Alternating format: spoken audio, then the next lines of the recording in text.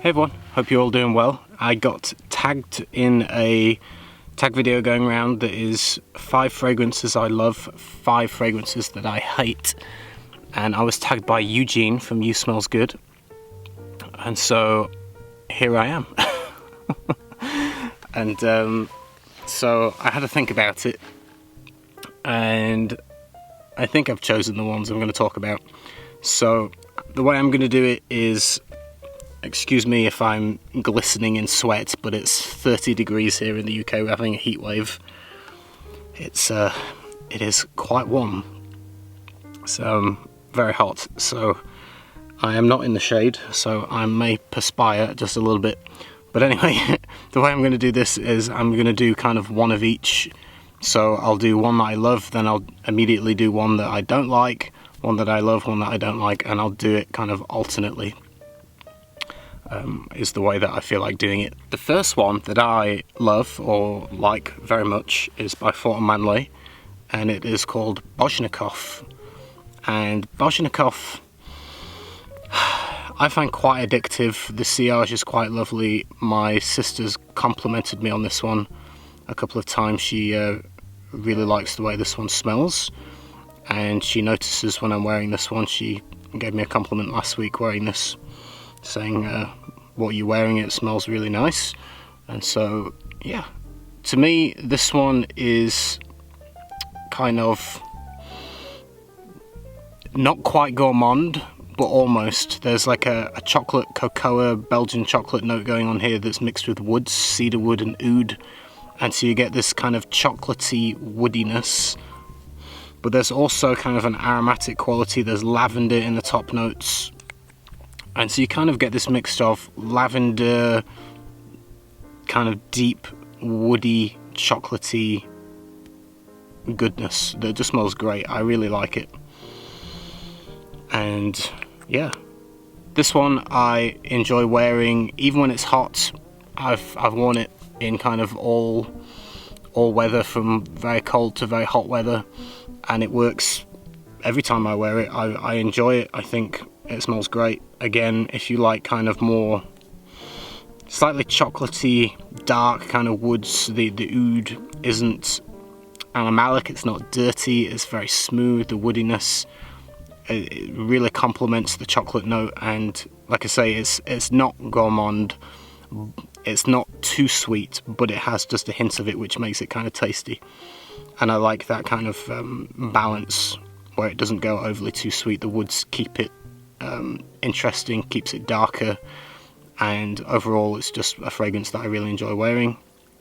And so yeah, Bozhnikov by Manley is the first one that I'm really quite taken with. I'll be sad when this bottle's finished. The first fragrance that is on my, again, Eugene mentioned this in his video, but hate is a very strong word, and I'm not going to say I hate anything, but ones that really don't work for me, that I feel a repulsion to, an aversion to, that I just dislike, without using the word hate, but you know, strongly not a fan, put it that way. The first one that comes to mind is Chemi by Chemi Blending Magic, so it's Chemi, and I reviewed this one. It got quite a number of views because of my flowerful description. And yeah, this is just quite repulsive to me, unfortunately. It starts off with this hit of the most rancid smelling oud civet kind of note that's very people get offended when I use the word, you know, if it smells like diarrhea or that kind of material. And you know, there are people that really love the fragrance and really like it and enjoy wearing it, and they get offended when I turn around and say it smells like diarrhea, or I'm not professional, or you know, and each to their own. That's the closest approximation to what it gives me. I'm just being honest, you know, not everyone will get that, but I did, unfortunately. It smells like diarrhea mixed with very synthetic, fake smelling sweets, candy. So you get kind of, from memory, it was like hard cotton strawberry candy mixed with caramel. So imagine like runny caramel, hard-boiled strawberry sweets, very synthetic, very artificial smelling, with this super barnyard, animalic, civetty kind of oody stink that is just, it just smells like diarrhea to me, mixed with very syrupy, caramelly, artificial goop, and it just smelled like a mess. It just smelled awful, and it was painful to wear. And again, not everyone is going to get that, and I apologise to anyone that takes offence to me using that kind of language to describe a perfume, but a smell is a smell, and that's the smell that it gives me, so all I can do is be honest. That one, not a fan. You might love it, you might enjoy wearing it, it might smell better on you, but for me, it's just no thanks. It doesn't work for me at all, and I'm sorry if you're offended by that, but that's the truth of it for me personally. It's just a fragrance that I really would be quite glad to never smell again. The next fragrance on the love list, or the I really like list, would be sticking to the woody kind of theme. This is by Kilian Sacred Wood. This is a little bit of a cheat because this isn't the original formula, so to speak, because these are refill bottles. I unscrewed it and I poured in a dollop of Indian Mysore sandalwood into mine. So mine is a little bit more authentic in terms of the sandalwood that it's trying to mimic. But this is meant to be a recreation of Mysore sandalwood. It is a synthetic sandalwood normally, but even when it was a synthetic sandalwood, I think it's very nice. If you like just sandalwood, there's like dabbles of soft spice and slightly other notes, vaguely, but really it's heavily sandalwood based. And if you like sandalwood like me, I think this is a good choice to check out.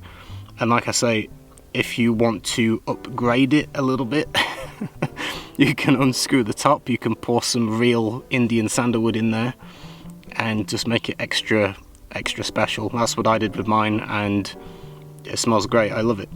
If you love sandalwood, then it might be one you want to check out. Another one that comes to mind is Tam Dao by Diptyque, but this by Kilian one is just a little bit nicer in my opinion, a little bit richer, and just to my taste just smells better. So yeah, this one is again one that I really love. I've had it quite a while. I enjoy wearing it. This bottle's about probably 50% full. Actually, is it? Can I see? Is it even lower than that? Let me just unscrew it and have a look. Oh no. Okay, there's more than half gone. I would say it's down to about there. So I've used quite a dint of it. I do have, I think, 5 ml in a glass sample that I can use to pour in and top it up. But anyway, for sandalwood lovers, that's one to check out, and on my, one of the top 5 that I love in my collection. The next fragrance that I really did not like was by Xerjoff, and it was called Alcat. And again, I may offend people, and I apologise for that, but it's the only word I can use. On my skin, personally, it smelled like diarrhea, like a watery diarrhea. I mean, if you've ever had diarrhea where it's literally, it's just fluid, it's like turning on a tap, that's what Alcat smells like to me. It's just rancid, it's gross. I apologise, but I really do not like it. It smells watery and shitty. And that's the only word I can use to describe it. It's an oud-scented fragrance, I guess more Hindi kind of oud, but it's just overly animalic, overly barnyard, overly dirty. It's like, yeah, I mean, that's just the best description for me personally. I found it quite unpleasant on my skin. I mean, other people, I know, absolutely love it. I mean, really love it, wear it, enjoy it, think it smells fantastic, and good for you. If that works for you on your skin and you enjoy it, then wear it, love it, enjoy it. For me, on my skin chemistry, to my senses, to my memory bank, to the way that my brain processes smell, it's it's not pleasant. I did not like it at all. I found it quite repulsive. Another one that I would be glad to never smell again. Again, apologies, but that's the nature of the video when we're talking about fragrances that we really don't like, and that's just the way it is for me. I didn't agree with that one personally, and it just did not work for me. But it works for some people, so, you know, some people's love is another person's hate is another person's love. That's the way the world works. So don't take offense. That's just the nature of the world that we live in, you know. So there you go. The next on the love list is Atelier Cologne Pomelo Paradis. I've only got a tiny bit left, and I might actually spray it on now because it is hot as hell and I want to feel fresh. This is one that I spray a ton because it burns off in half an hour.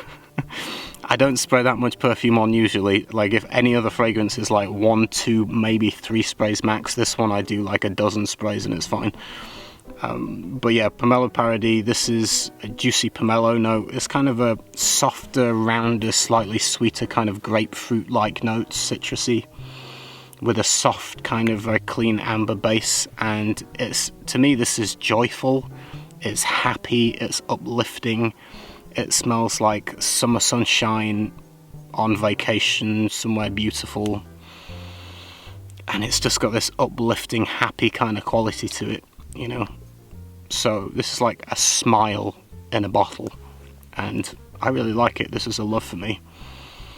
And yeah, Pomelo Paradis, Atelier Cologne, very natural citrus from this brand. I think they do some of the best citrus perfumes, and this one is just juicy, mouth-watering, refreshing, happy smelling, and very, very nice. I wear this a lot, as you can see by the level of the fragrance there. When it's hot weather, this is one that I reach for a lot, so that's a love from me.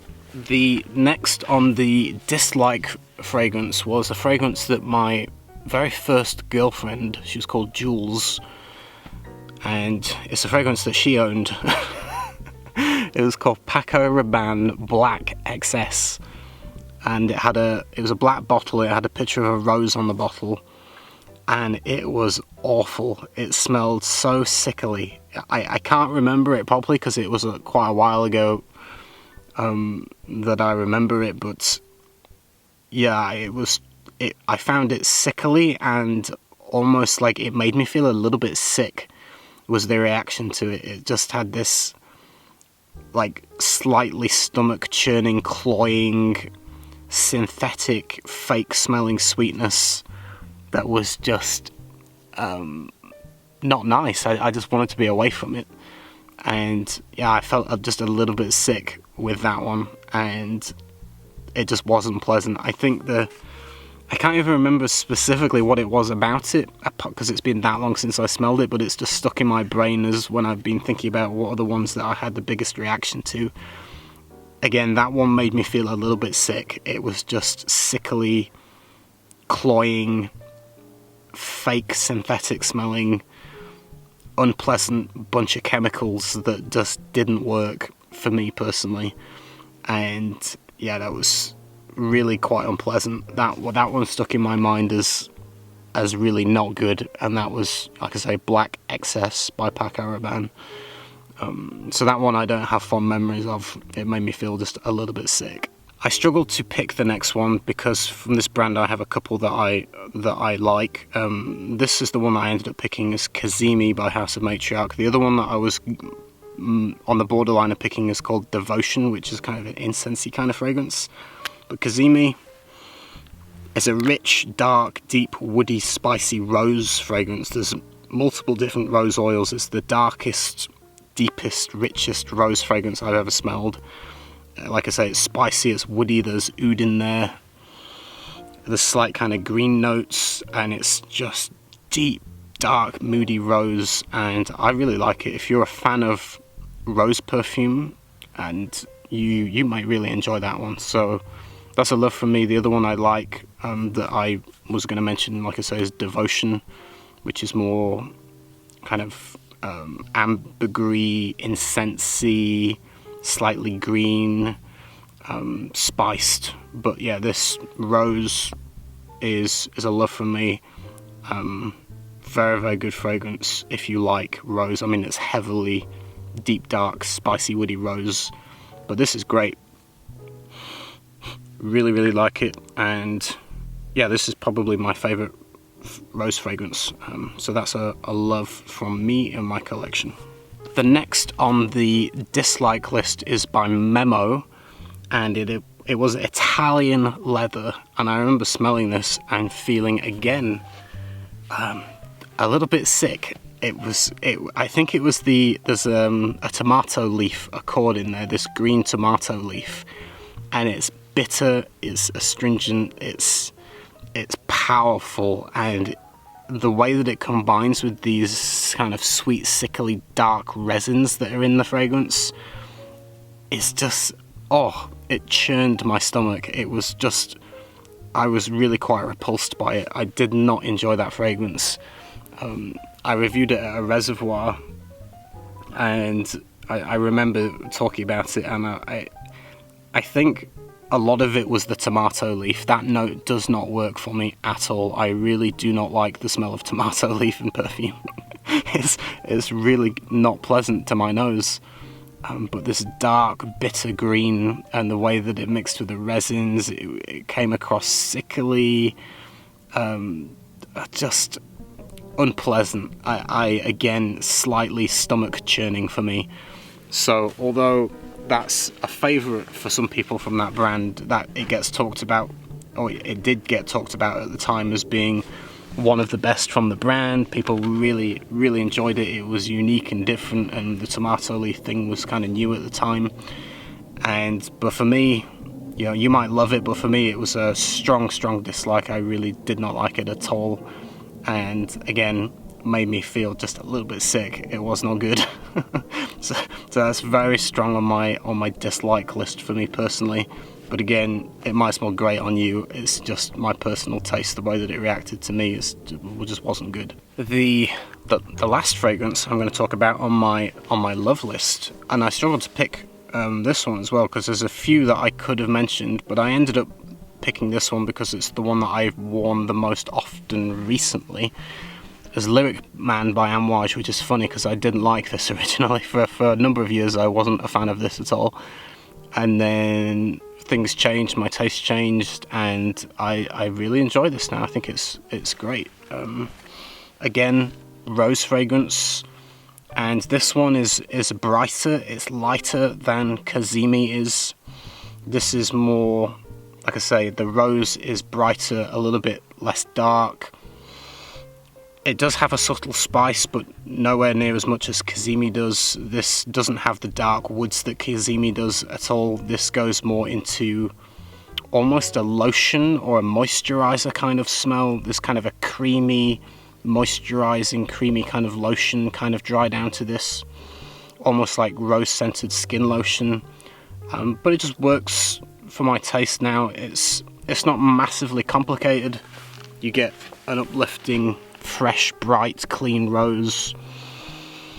It does have a little bit of a depth to it, but it's, like I say, brighter and lighter than Kazimi is in comparison, but really nice. I like the way that it transitions into this more kind of creamy, skin-like lotion kind of vibe, and just very enjoyable, and I like this one. This is one that I wear quite often. The other rose fragrance in my collection is Love Kills by Mask Milano, and that one is fantastic as well. I love that one too.